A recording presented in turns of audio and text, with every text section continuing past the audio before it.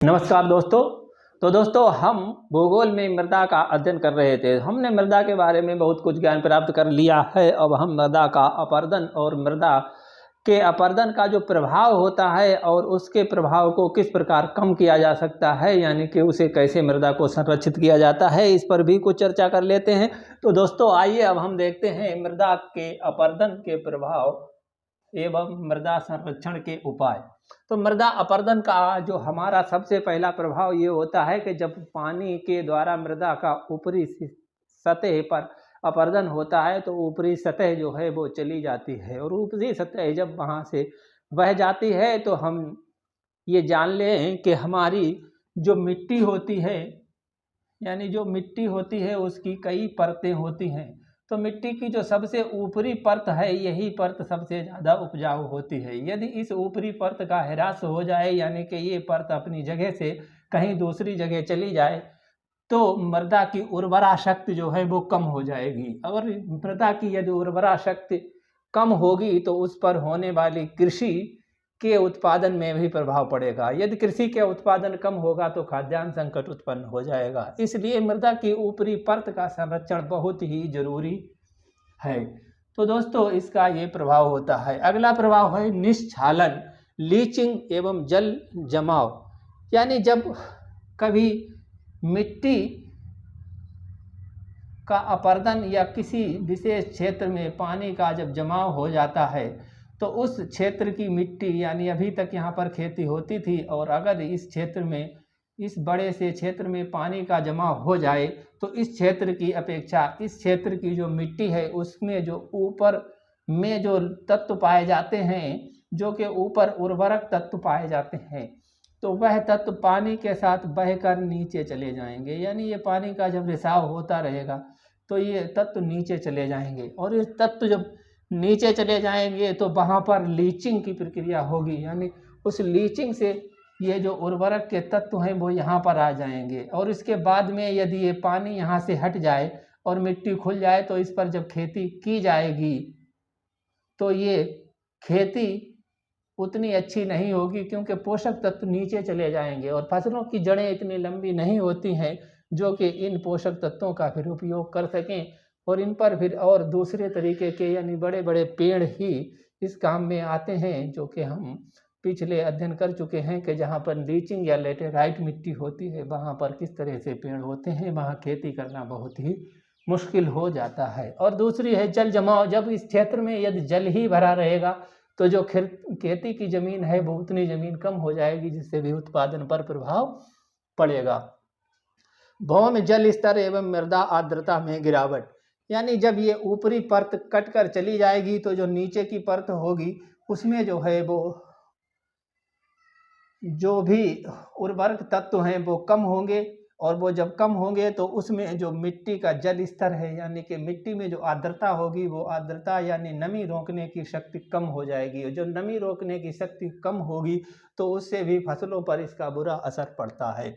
वनस्पतियों का ह्रास। जब मिट्टी का कटाव होता रहेगा तो उस पर जो वनस्पति पाई जाएगी वो वनस्पति गिर कर सड़ जाएगी, और उसका जो वनस्पति नहीं हो पाएगी। तो यदि वनस्पति नहीं होगी तो वनों का ह्रास हो जाएगा। सूखे एवं बाढ़ के प्रकोप में वृद्धि। जब वनस्पतियां नहीं होंगी तो जल स्तर भी नीचे चला जाएगा, और जल स्तर जब नीचे चला जाएगा तो सूखा यानी कि सूखे की स्थिति आ जाएगी। और जब भी जैसे ही पानी कहीं बरसेगा तो पानी का फ्लो बहुत ही तेज होगा, और उस फ्लो की वजह से जो है वहाँ पर बाढ़ आने की संभावनाएं बढ़ जाती हैं। सूखे व बाढ़ का प्रकोप में वृद्धि हो जाती है। नदियों व नहरों के जल स्तर तल में रेत का जमाव। जब कहीं पर ये कटाव होगा और ये कट कर जो मिट्टी फ्लो होगी तो मिट्टी जाकर कहीं नदियों या नहरों में जमा होती जाएगी, और नहरों के जब नीचे मिट्टी का जमाव होगा तो इस मिट्टी के जमाव से नदियों का तल जो है या नहरों का तल ऊंचा हो जाएगा, जिससे ऊंचे होने से इसमें नहर में या नदी में जो पानी की कैपेसिटी है वो कम हो जाएगी, यानी पानी ज़्यादा नहीं नदी ले जा पाएगी। इस वजह से भी यदि बरसात होगी तो नदी में पानी कम समा पाएगा, तो पानी इधर उधर मैदानी क्षेत्रों में फैलेगा, और जब बाहर मान फैलेगा तो इससे ये बाढ़ जैसी स्थिति भी उत्पन्न हो जाएगी। भूस्खलन का खतरा। वहीं पर्वतीय क्षेत्रों में जब मिट्टी किसी पर्वत है, यानी कि ये कोई पर्वत है, इस पर्वत पर मिट्टियाँ होती हैं जो कहीं नीचे खेत बनाए जाते हैं, सीढ़ी नुमा खेत, और इन सीढ़ी नुमा खेतों का यदि कटाव हो जाए और ये मिट्टी यहाँ से चली जाए तो इसके ऊपर जो चट्टानें होंगी उनका स्खलन होने की संभावना बढ़ जाएगी, यानी कि भूस्खलन की संभावनाएं इससे बढ़ जाती हैं। अगला है वन्य संसाधनों की कमी। यदि मिट्टी का कटाव होगा और वनस्पतियां नहीं रहेंगी तो वनस्पतियों से पाए जाने वाली अनेक प्रकार की औषधि और इमारती लकड़ी की कमी हो जाएगी। वहीं वनों में पाए जाने वाले वन्य जीवों का भी ह्रास होगा, यानी जब वन ही नहीं रहेंगे तो जीव कहाँ रहेंगे। तो इसलिए हमारे लिए जरूरी हो जाता है कि हमें अपनी पृथ्वी पर पाए जाने वाली मृदा के संरक्षण की प्रक्रिया को अपनाना चाहिए। तो हमें मृदा के संरक्षण की कौन सी प्रक्रिया अपनानी चाहिए या हमें क्या उपाय करने चाहिए, उसे हम देख लेते हैं। यानी मृदा संरक्षण के उपाय, बांधों का निर्माण, यानी कि जब नदियां हैं, जैसे कोई नदी बह रही है और इसमें बहुत सी सहायक नदियां आकर एक नदी का निर्माण पर बनाती हैं, जिसे कि नदी तंत्र कहते हैं। तो इस नदी में, इन छोटी छोटी नदियों पर बांध छोटे छोटे बनाने चाहिए, और यहाँ जब बांध बना लेंगे तो हम इस पानी को कुछ स्तर तक रोक कर और मिट्टी के कटाव को कम कर लेंगे, जिससे कि मिट्टी का कटाव कम होगा और इधर उधर से इस बांध से हम दूसरे कार्य करके भी, यानी विद्युत निर्माण और नहरें निकाल कर सिंचाई का काम भी कर सकते हैं। तो इस तरह से मिट्टी के कटाव में भी कमी होगी और जो उर्वरा शक्ति है, अन्य क्षेत्र की उर्वरा शक्ति भी बढ़ेगी, क्योंकि हम उस क्षेत्र में, यानी कि इस पूरे क्षेत्र में यदि बांध बनाकर नहरों से पानी पहुंचाते हैं तो सिंचाई की सुविधा हो जाती है और इससे जो है हमारी मिट्टी जो है वो बहुत ही उपजाऊ हो जाती है। नहर जल रिसाव का नियंत्रण।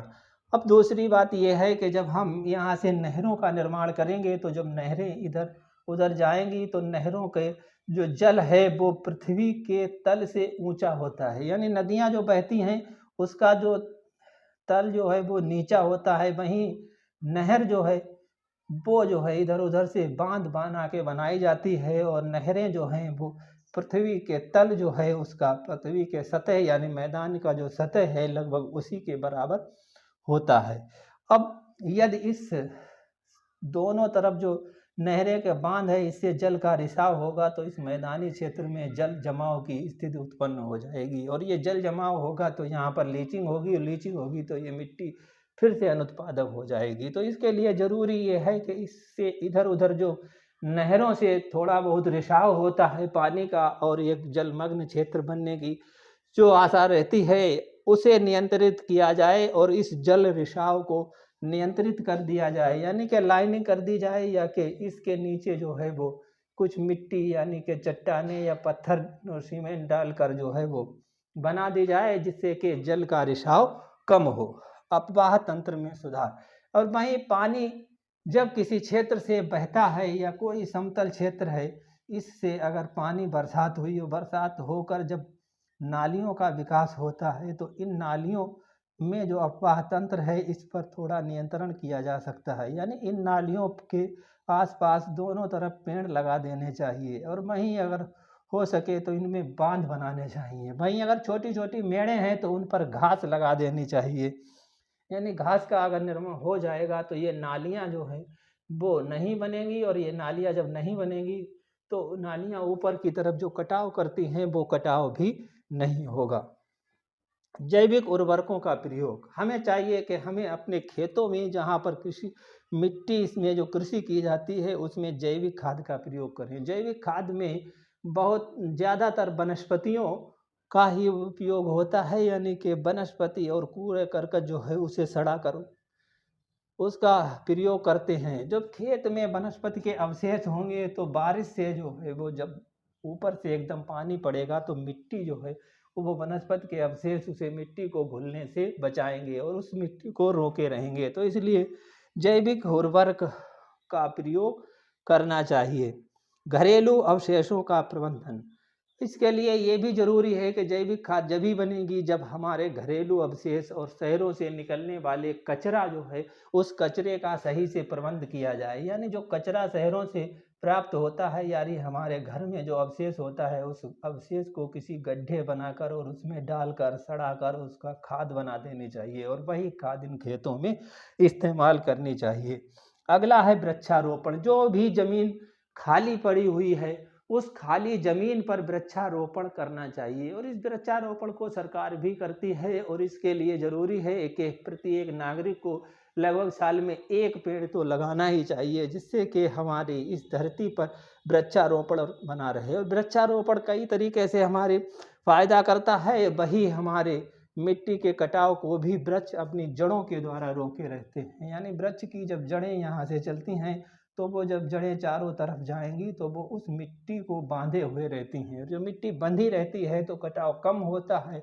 वहीं वृक्ष की जो ऊपर की डालियां हैं, वो इस डालियों के द्वारा इस मिट्टी पर छाया सी रहती है, यानी छतरी जैसी तनी रहती है। तो जब पानी की तेज धार बरसती है तो ये पत्तियां ऊपर रोक लेती हैं, रोक कर उसे धीरे से नीचे पानी को गिराती हैं, जिससे कि कटाव बहुत ही कम होता है। और जहाँ तहाँ हमें पेड़ों पर, यानी कि जहाँ-जहाँ मेड़ें होती हैं उन पर घास का उपयोग करना चाहिए, घास रोपण करनी चाहिए। घास भी क्या करती है कि जब ऊपर से पानी एकदम बरसेगा तो वो मिट्टी में ना लगकर सीधे घास में लगेगा और घास से लगकर धीरे से नीचे गिरेगा और नीचे जो है वो घास की जड़ें इस मिट्टी को बांधे हुए होंगी, तो पानी रिस जाएगा और मिट्टी वहाँ से नहीं जाएगी। तो इस प्रकार मिट्टी का प्रबंधन कर सकते हैं। सतत एवं वैज्ञानिक कृषि। कृषि करने के लिए भी हमें ये ज़रूरी है कि हमें एक क्षेत्र पर ही, जैसे कि झूमिल कृषि कही जाती है, वो झूमिल कृषि ना करके हमें एक क्षेत्र विशेष में कृषि करनी चाहिए और उस कृषि में जो फसल चक्र होता है, चक्र फसल चक्र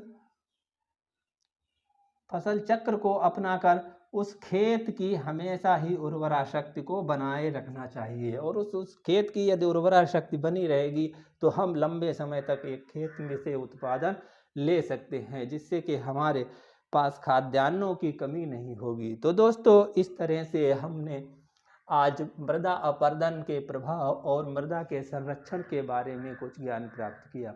तो दोस्तों, उम्मीद है कि आपको ये चर्चा अच्छी लगी होगी और ये चर्चा अच्छी लगी हो तो हमारे वीडियो को लाइक कर दें और चैनल को सब्सक्राइब कर लें। मिलते हैं अगले वीडियो में, तब तक के लिए जय हिंद।